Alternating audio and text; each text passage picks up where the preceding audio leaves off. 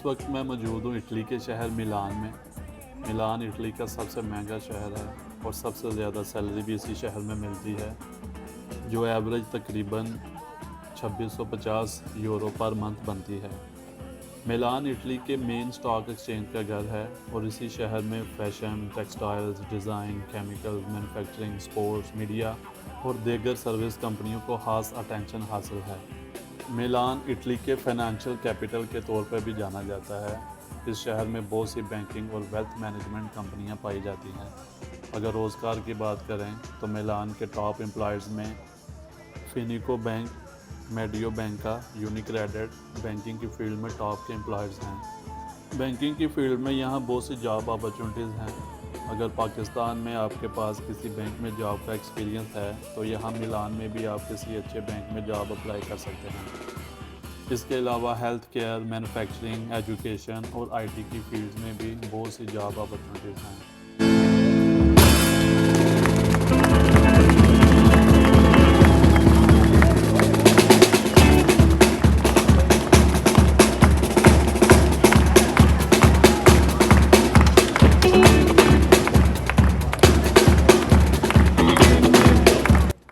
अगर सैलरीज़ की बात करें तो यहाँ बैंकिंग एंड फाइनेंस डिपार्टमेंट में सबसे ज़्यादा सैलरीज अर्न की जाती हैं, जो तकरीबन 43,000 यूरोज़ पर ईयर बनती हैं। इसके साथ साथ फार्मास्यूटिकल एंड बायोटेक्निकल में आप ऑलमोस्ट 39,000 यूरो पर ईयर तक कमा सकते हैं। उसके बाद इंजीनियरिंग में आप 38,000 तक कमा सकते हैं। Oil and gas, IT and software consultancy में आप ऑलमोस्ट 38,000 यूरो पर ईयर तक अर्न कर सकते हैं। फिर उसके बाद इंश्योरेंस, ऑटोमोबाइल और फैशन एंड लग्जरी में भी आप ऑलमोस्ट 30,000 यूरो तक अर्न कर सकते हैं। अगर आप खास मिलान सिटी में जॉब ढूंढना चाहते हैं तो मैं आपको कुछ वेबसाइट्स का नाम बताता हूँ जहां आप अपने लिए जॉब सर्च कर सकते हैं। इन वेबसाइट्स में जॉब रैपिडो, जॉब्स इन मिलान, एडजोना और ट्रोवो लेबोरो शामिल हैं।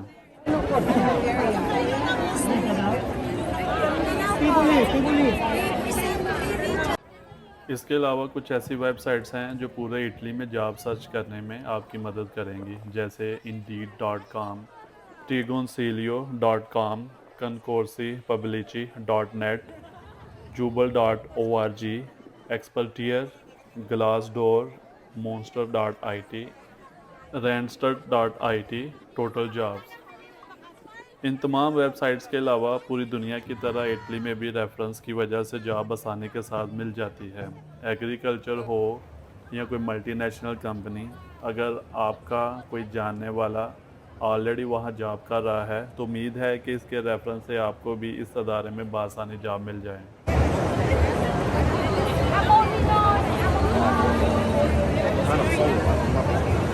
अगर बात करें इटालियन लेबर लॉ और एम्प्लॉय राइट्स की, तो इटली का आइन इस बात की ज़मानत देता है कि तमाम शहरियों को काम करने, मुनसिफाना तनख्वाह हासिल करने और पेड लीव हासिल करने का पूरा हक हासिल है।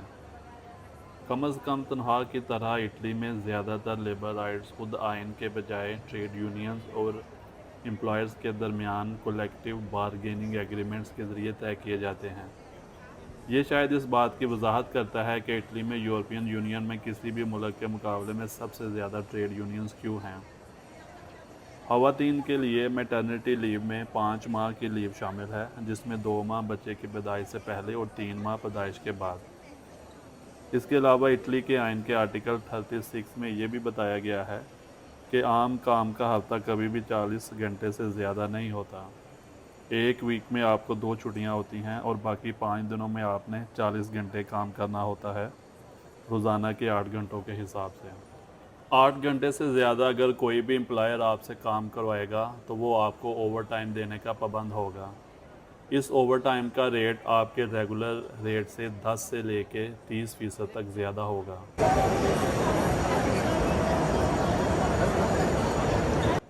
इटली में अगर वर्क कल्चर की बात करें तो यहाँ सरप्राइजिंगली सीरियस और हार्ड वर्किंग बिजनेस कल्चर है। लोगों का रवैया बड़ा खुशगवार और दोस्ताना होता है, लेकिन ये बात जानना भी बहुत ज़रूरी है कि वक्त की पाबंदी में बिल्कुल भी नरमी नहीं की जाती। ख़ास तौर पर जब बात मीटिंग्स या जॉब इंटरव्यूज़ की हो।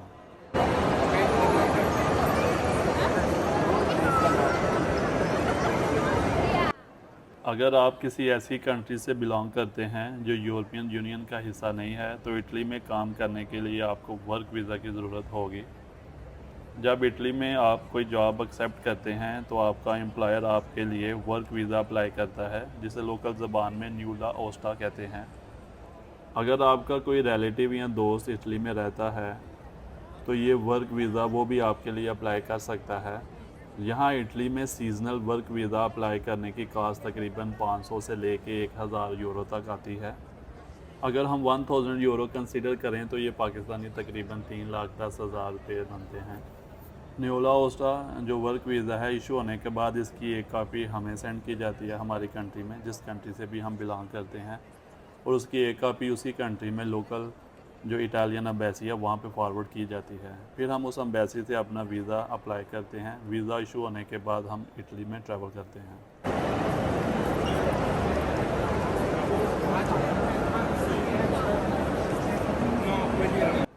इटली में जैसे ही आप पहुँचते हैं सबसे पहले आप अपना रेजिडेंस कार्ड अप्लाई करते हैं।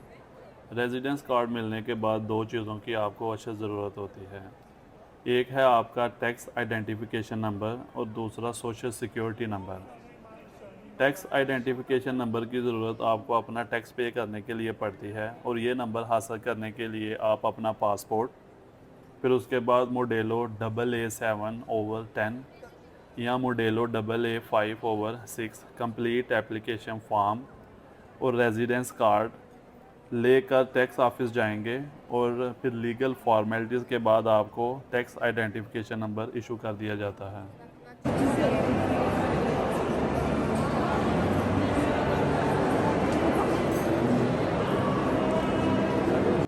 टैक्स आइडेंटिफिकेशन नंबर के बाद इटली में लीगली काम करने के लिए आपको सोशल सिक्योरिटी नंबर की ज़रूरत होती है, और ये नंबर हासिल करने के लिए आप अपना पासपोर्ट और मोडेलो AA9/12 कंप्लीट एप्लीकेशन फॉर्म और उसके बाद आपका रेजिडेंस कार्ड और जॉब कॉन्ट्रैक्ट लेकर सोशल सिक्योरिटी ऑफिस जाएंगे। वहाँ पे भी कुछ लीगल फॉर्मेलिटीज़ पूरी करने के बाद आपको आपका सोशल सिक्योरिटी कार्ड या सोशल सिक्योरिटी नंबर इशू।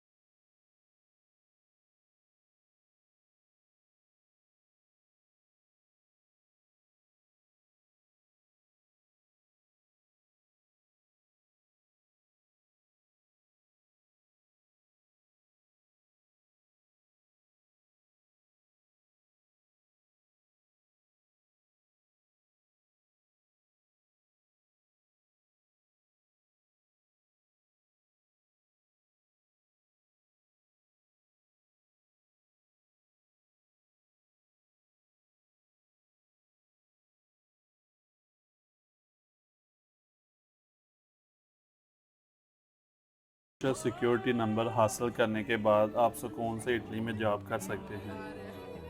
इसके बावजूद कुछ एम्प्लॉयर्स ऐसे होते हैं जो आपसे पुलिस क्लियरेंस सर्टिफिकेट मांगते हैं, ये जानने के लिए कि आपका कोई क्रिमिनल रिकॉर्ड तो नहीं है।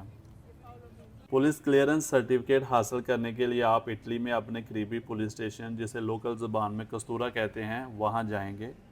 वो आपसे आपका पासपोर्ट, इसके साथ मोडेलो CGC कंप्लीट एप्लीकेशन फॉर्म और 2 रीसेंट पासपोर्ट साइज़ फ़ोटो लेकर आपको पुलिस क्लियरेंस सर्टिफिकेट इशू कर देंगे।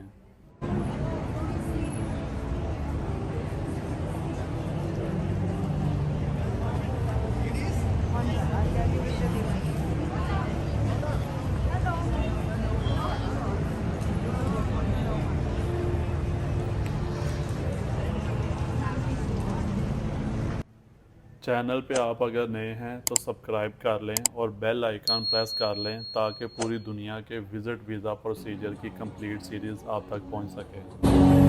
All when delivering on, I'm off for gears, and